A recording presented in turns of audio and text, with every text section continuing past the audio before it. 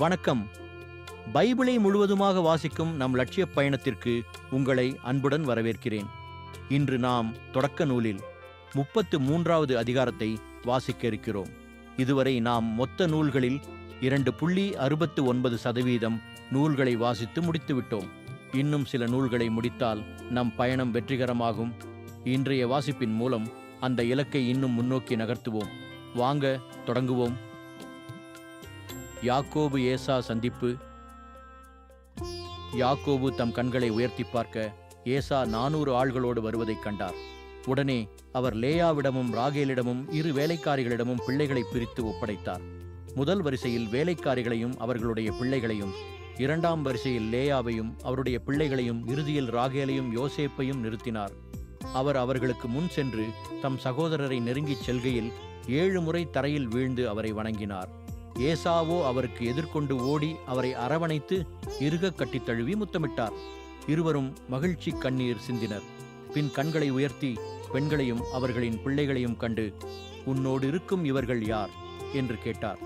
அவரும், உம் அடியானாகிய எனக்கு கடவுள் கருணையுடன் அருளிய பிள்ளைகளே இவர்கள் என்று பதில் சொன்னார். அப்பொழுது வேலைக்காரிகளும் அவர்களுடைய பிள்ளைகளும் அணுகி அவரை வணங்கினர். அவ்வாறே லேயாவும் அவருடைய பிள்ளைகளும் வணங்கினர். இறுதியாக யோசேப்பும் ராகேலும் நெருங்கி வந்து வணங்கினர். அப்போது ஏசா யாக்கோபை நோக்கி, எனக்கு எதிர்கொண்டு வந்த பரிவாரம் எதற்காக என்று கேட்டார். யாக்கோபு, என் தலைவராகிய உம் பார்வையில் எனக்கு தயை கிடைப்பதற்காக என்று பதில் சொன்னார். ஏசா, என் சகோதரனே, ஏற்கனவே என்னிடம் மிகுதியாக உள்ளது, உன்னுடையதை நீயே வைத்துக்கொள் என்றார். யாக்கோபு, இல்லை, உமது பார்வையில் எனக்கு தயை கிடைத்திருப்பது உண்மையானால் நான் தரும் அன்பளிப்பை ஏற்றுக்கொள்ளும். உமது முகத்தை காண்பது கடவுளின் முகத்தை காண்பது போல் இருக்கிறது. ஏனெனில் நீர் எனக்கு கனிவு காட்டியுள்ளீர். எனவே உமக்கு அடியேன் கொண்டு வந்துள்ள அன்பளிப்பை தயவு செய்து ஏற்றுக்கொள்ளும். ஏனெனில் கடவுளின் கருணையினால் எனக்கு வேண்டிய மட்டும் உள்ளது என்று சொல்லி வற்புறுத்த அவரும் அவற்றை பெற்றுக்கொண்டார். பிறகு அவர், நாம் சேர்ந்து பயணம் செய்வோம், உனக்கு முன் நான் செல்வேன் என்றார்.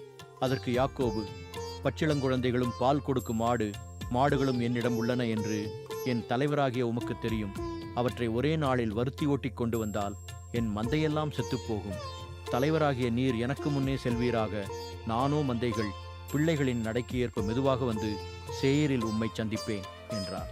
அதற்கு ஏசா, அப்படியானால் என்னுடைய ஆள்களில் சிலரை உன்னிடம் விட்டுச் செல்கிறேன் என்று சொல்ல அவர், வேண்டாம், என் தலைவராகிய உமது பார்வையில் எனக்கு தயை கிடைத்ததே போதும் என்றார்.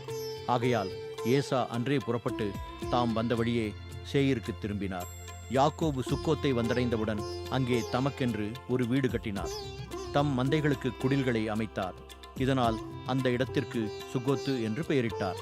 இவ்வாறு யாக்கோபு பதான் ஆராமிலிருந்து திரும்பி வந்தபின் கானான் நாட்டைச் சார்ந்த செக்கேம் நகருக்கு நலமுடன் வந்து சேர்ந்தார்.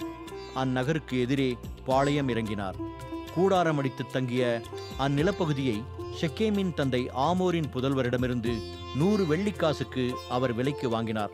பின்பு அங்கே அவர் ஒரு பலிபீடத்தை எழுப்பி அதற்கு ஏலெலோகே இஸ்ரேல் என்று பெயரிட்டார்.